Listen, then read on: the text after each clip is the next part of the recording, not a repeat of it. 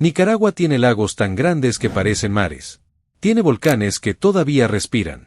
Tiene una costa caribeña donde el tiempo se mueve a otro ritmo, y una capital que fue destruida 2 veces y 2 veces se reconstruyó sobre sus propias cenizas. Eso es lo que el turista conoce, lo que aparece en los folletos, lo que cualquiera puede contarte después de pasar una semana en el país. Pero Nicaragua también tiene otra geografía.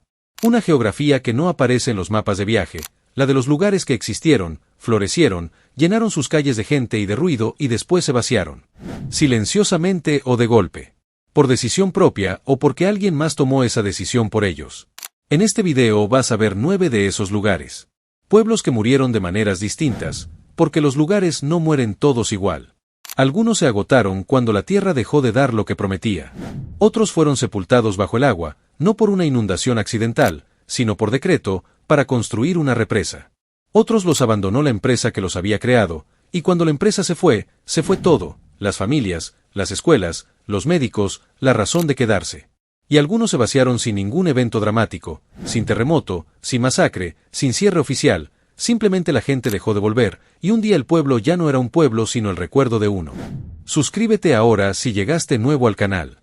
Aquí documentamos lo que los países no ponen en sus guías de turismo. Número 9. Puerto Díaz, Chontales. Puerto Díaz fue fundado a mediados del siglo XIX como punto de embarque sobre la orilla sureste del gran lago de Nicaragua, el Cocibolca. Su razón de existir era simple y práctica: conectar las haciendas ganaderas del interior de Chontales con los mercados del Pacífico a través del agua. Los barcos cargaban ganado, cuero, madera. El puerto vivía del movimiento.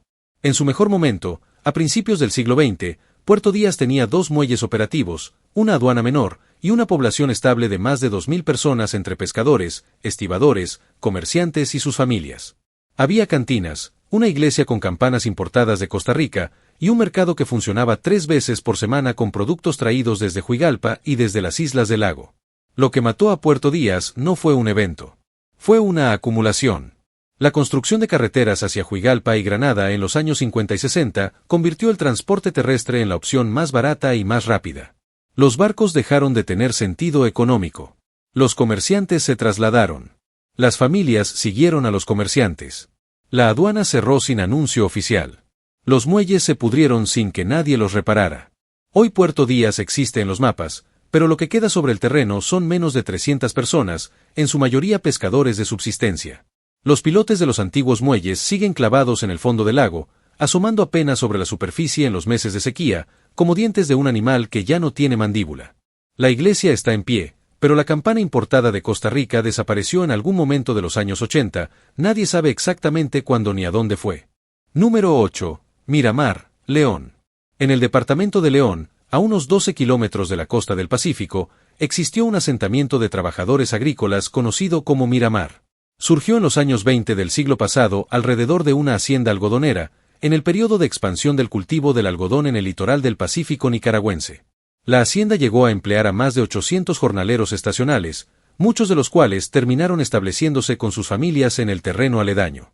Miramar tuvo escuela primaria, un dispensario médico pagado por la hacienda, y una tienda de raya, el tipo de comercio cerrado donde los trabajadores compraban con crédito descontado directamente de su salario, lo que en la práctica los ataba a la propiedad. Era un pueblo funcional, pero un pueblo que no se pertenecía a sí mismo.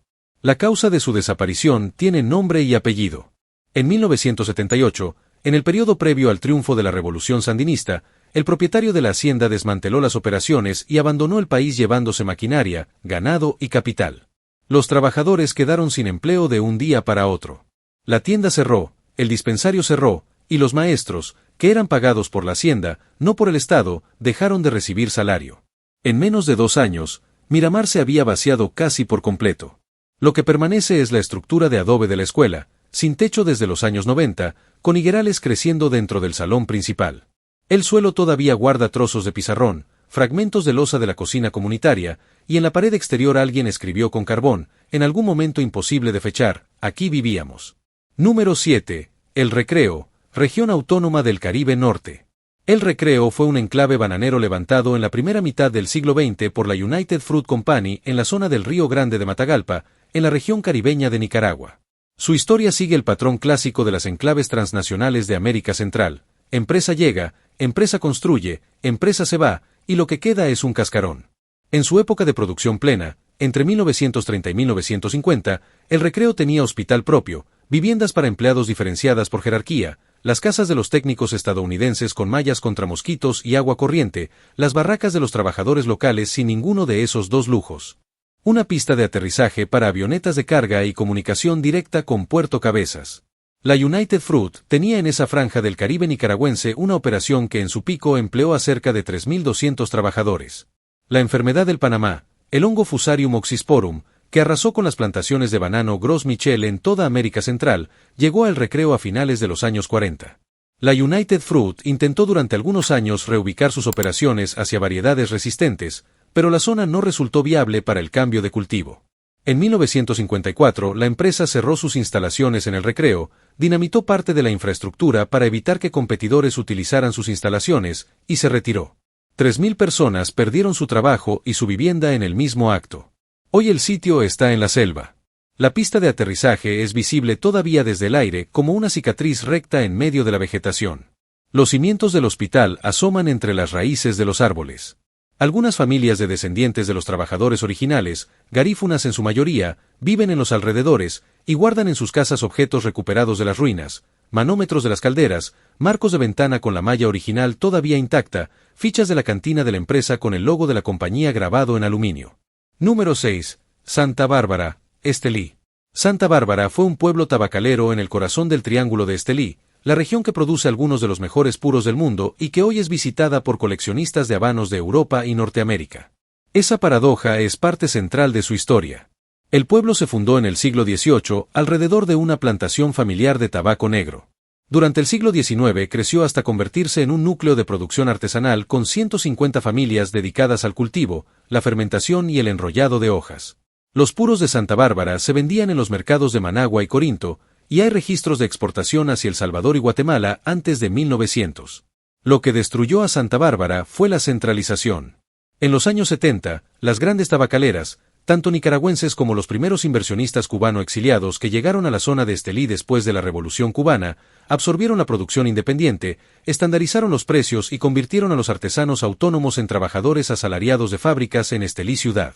El pequeño productor de Santa Bárbara no pudo competir con los costos de una operación industrial. Las familias se fueron a las fábricas, primero a trabajar y luego a vivir cerca. La ironía es que el tabaco que alguna vez creó Santa Bárbara sigue creciendo en esa tierra. Pero ya no hay nadie que lo coseche allí.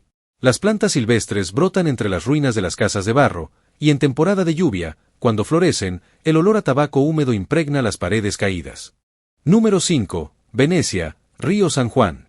En el departamento de Río San Juan, territorio de frontera, jungla y canales de agua entre Nicaragua y Costa Rica, existió un asentamiento llamado Venecia, nombre que, en ese contexto geográfico, resulta casi una broma.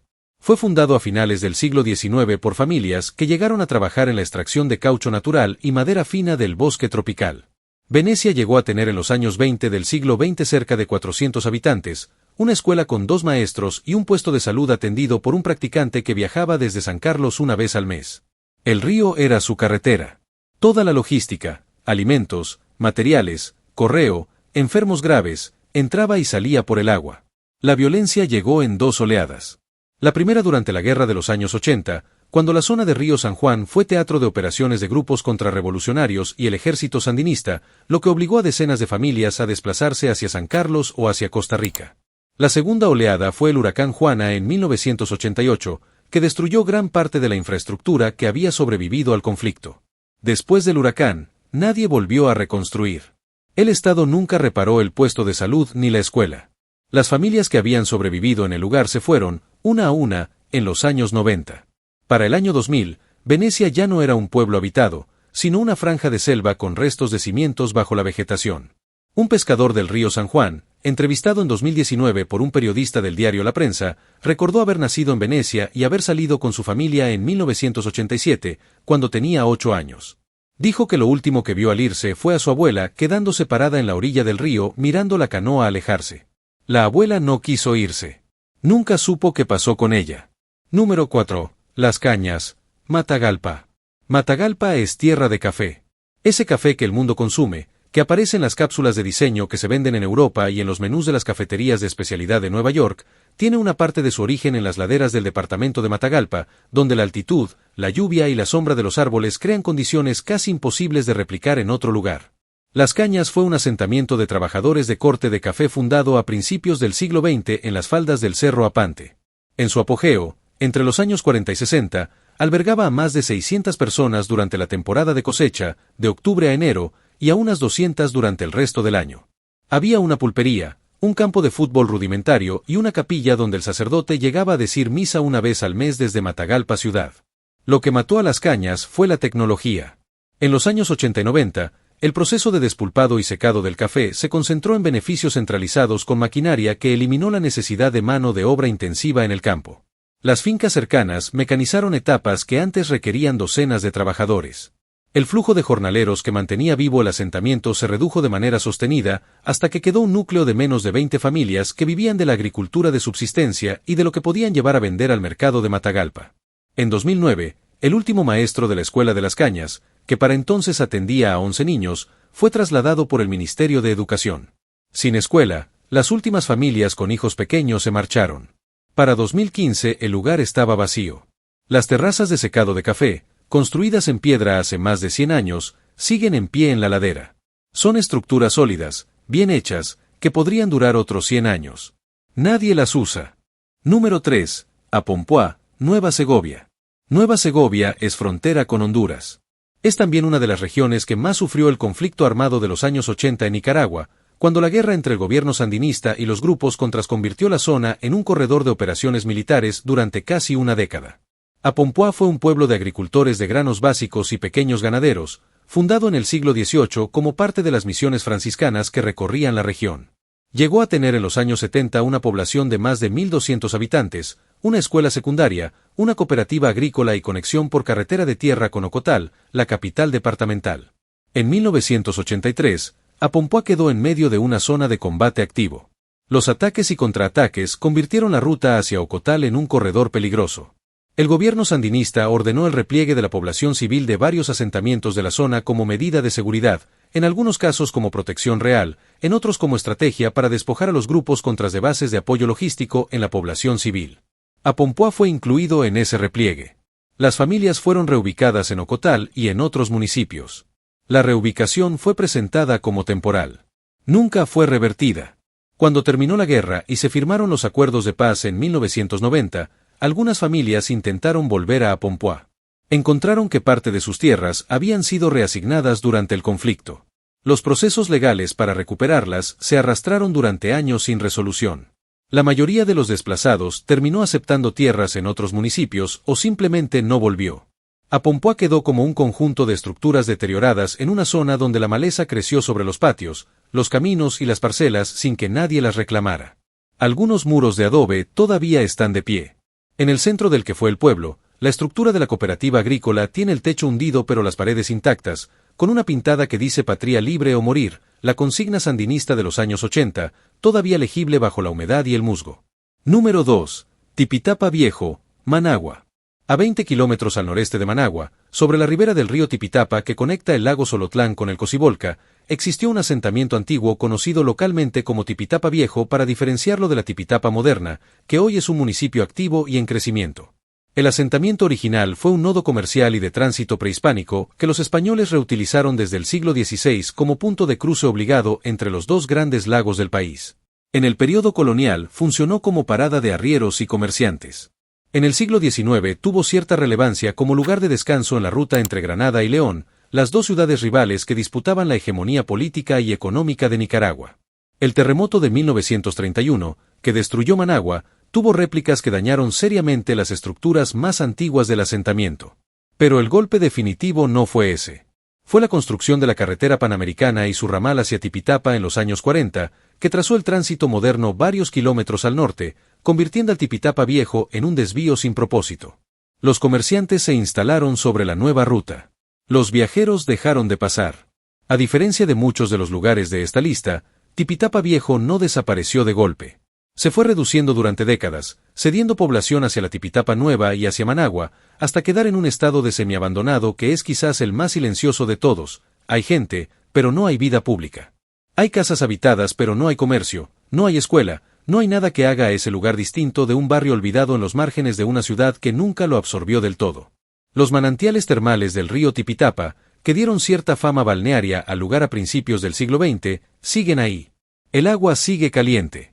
Pero las instalaciones del antiguo balneario se cayeron sin que nadie las reparara, y nadie construyó unas nuevas.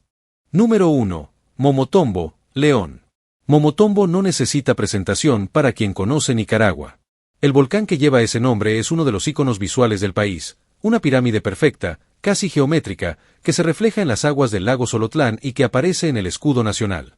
Esa imagen es real y es impresionante. Pero al pie de ese volcán hay una historia que la postal no muestra. León Viejo, que es el nombre oficial del sitio, fue la primera capital de Nicaragua. Fue fundada en 1524 por Francisco Hernández de Córdoba al pie del volcán Momotombo, en un punto estratégico sobre la orilla del lago. Fue durante varias décadas la ciudad más importante de la región, sede del gobierno colonial, de la iglesia, de los comerciantes que controlaban el flujo de mercancías entre el Pacífico y el interior del continente. En su apogeo, a mediados del siglo XVI, León Viejo tenía varios miles de habitantes, españoles, criollos, indígenas y esclavos africanos, una catedral en construcción, conventos de diferentes órdenes religiosas, un cabildo, una cárcel, una casa del gobernador y todas las estructuras que convertían a un asentamiento colonial en una ciudad reconocible. Fue aquí donde fue ejecutado Francisco Hernández de Córdoba en 1526, acusado de traición por el gobernador Pedrarias Dávila. La primera capital de Nicaragua fue también el escenario del primer asesinato político registrado en la historia del país. La causa de la muerte de León Viejo es la que hace de este lugar el número 1 de esta lista, porque es la única donde el asesino fue el propio terreno sobre el que la ciudad se construyó. El volcán Momotombo entró en un periodo de actividad sísmica y eruptiva intensa a partir de 1580. Los temblores eran frecuentes y las erupciones volcánicas producían lluvia de ceniza y gases tóxicos que envenenaban el agua y los cultivos. La vida en la ciudad se fue haciendo insostenible durante años, y la discusión sobre si trasladar la capital empezó a dominar la política local desde mediados del siglo XVI. La decisión final llegó en 1610. Después de un terremoto especialmente destructivo que derrumbó parte de la catedral y varias estructuras civiles, las autoridades coloniales ordenaron el traslado de la capital a un nuevo sitio, 20 leguas al noroeste, donde hoy está la León moderna. El traslado fue total, obligatorio, y se realizó en el lapso de pocos años. Los habitantes de León Viejo fueron literalmente reubicados por decreto virreinal. Lo que quedó al pie del volcán fue sepultado bajo las erupciones y los derrumbes posteriores durante los siguientes siglos, hasta que los arqueólogos comenzaron a excavar el sitio en los años 60 y 70 del siglo XX. Lo que encontraron fue extraordinario, una ciudad colonial intacta bajo la tierra. Las estructuras, preservadas por la capa de ceniza volcánica como una versión centroamericana de Pompeya, mostraban en detalle la arquitectura, los objetos cotidianos y en algunos casos los restos humanos de los habitantes originales. En 2000, León Viejo fue declarado Patrimonio de la Humanidad por la UNESCO. Es uno de los 2 sitios nicaragüenses con esa distinción. El otro es el centro histórico de la León moderna, la ciudad que se construyó precisamente porque la primera fue abandonada. Esa es la paradoja que hace de León Viejo el número 1. El lugar abandonado por decreto se convirtió en el sitio más valioso de la arqueología colonial en América Central. La catástrofe que forzó el abandono fue también la que conservó todo. El volcán destruyó una ciudad viva y preservó, sin proponérselo, toda la evidencia de cómo era esa vida. Pero León Viejo no es simplemente un caso arqueológico. Es la prueba de que el abandono tiene consecuencias que nadie puede calcular en el momento en que ocurre. Las personas que salieron de ahí en 1610 no sabían que estaban creando el yacimiento arqueológico más importante de Nicaragua. Solo sabían que el terreno ya no era habitable. Solo sabían que tenían que irse. Y eso mismo aplica, en distintas escalas y con distintas causas, a todos los lugares que viste en este video.